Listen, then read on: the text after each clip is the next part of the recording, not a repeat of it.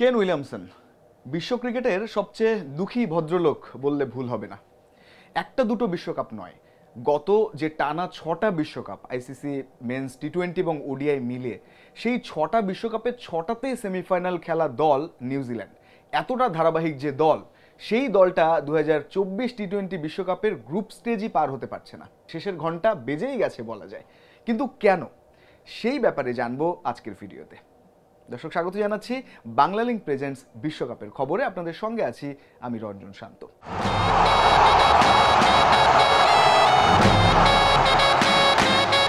Group C এর যে অতি গুরুত্বপূর্ণ ম্যাচটা ত্রিনিদাদ অ্যান্ড টবাগোতে হয়ে গেল ব্রায়ান চার্লস লারা স্টেডিয়ামে, সেই ম্যাচটায় 13 রানে হেরে গেছে কিউইরা। এই পরাজয়ের পর আর সম্ভাবনা নেই বললেই চলে। হ্যাঁ, হিসেব নিকেশে কাগজে কলমে কিছু একটা থাকতে পারে, তবে সেটাতে আত্মবিশ্বাসী হওয়ার কোনো সুযোগ থাকছে না। বলা যায় গ্রুপ স্টেজ থেকে বাদ পড়তে হচ্ছে এই দলটাকে। সবার প্রিয় দল নিউজিল্যান্ড, কোনো হেটার্স নেই এই দলটার, কিন্তু কোথায় আসলে পা হড়কালো এই দলটার?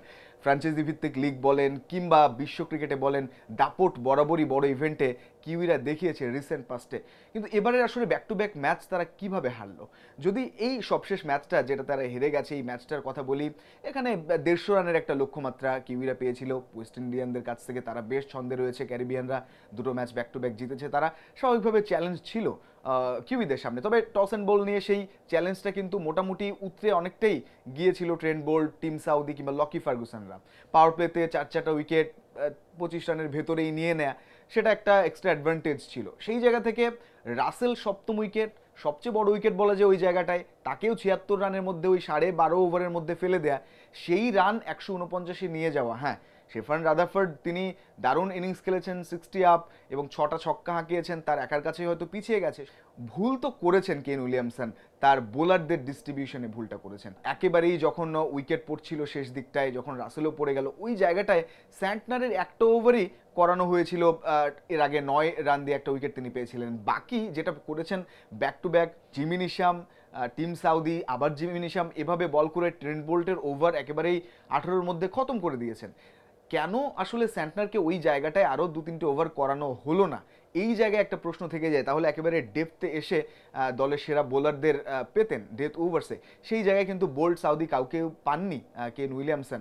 ক্যালকুলেশনে ভুল করার কারণে একেবারে শেষটায় সেই ড্যারেল মিচেল এবং স্যান্টনারের কাছে যেতে হয়েছে, এবং এ কারণে 18-19 অর্থাৎ সব মিলিয়ে 37 রান শেষ 2 ওভার থেকে রাদারফোর্ডরা নিয়ে নিয়েছেন, এবং এখানে একটা পার্থক্য গড়ে গেছে। আপনি যদি তার পরের ইনিংস দেখেন, পাওয়েল ওই 12-13 ওভারের মধ্যেই বলা যায় 2 left arm spinner Aqil Hossain এবং গুদাকেশ মতি তাদের দিয়ে করিয়ে ফেলেছেন, এবং দুজনেই বেশ সফল হয়েছেন। শেষ 7 ওভারে একেবারে মাপা বা গোনা 7টা ওভার পেসারদের, 3 পেসারকে ঘুরে ফিরে রেখেছেন রাসেল সহ অন্যান্যরা। এর আগে আফগানিস্তানের ম্যাচটাও রশিদ নবী দুজনে মিলে 6 উইকেট পেয়েছেন কিউইদের সঙ্গে, 84 রানের বড় পরাজয়। আরও একটা বড় ব্যাপার হচ্ছে ব্যাট একেবারেই হাসছে না। কেন উইলিয়ামসন একেবারেই ব্যাট করতে পারছেন না। ডেভন কনওয়ে, যারা আসলে গত বিশ্বকাপগুলোতে বেশ ভালো করেছিলেন, তাদের ব্যাট একেবারেই হাসছে না। হতাশ হবেন স্বাভাবিকভাবে। গ্রুপ সি এর টেবিল যারা দেখবেন, এখানে হিসাব নিকাশ মেলাতে গেলে দেখা যায় যে কিউইদের আর সুপার 8-এ যাওয়ার সম্ভাবনা নেই বললেই চলে। ওয়েস্ট ইন্ডিজ তারা তো চলেই গেছে। আফগানিস্তান যেভাবে খেলেছে ব্যাক টু ব্যাক ম্যাচ জিতে, বেটার নেট রান রেটে, একটা ম্যাচ তারা যদি জিতে যায় পাপুয়া নিউগিনির সঙ্গে সবশেষ ম্যাচটা, আর কোনো সমীকরণই থাকছে না। উগান্ডারও 2টো পয়েন্টস রয়েছে যেটা নিউজিল্যান্ডের নেই। ব্যাক টু ব্যাক ম্যাচ হেরে -2.425 নেট রান রেট, যেটা উতরে যাওয়া বা টপকে যাওয়া আর পসিবল হয়তো নয়।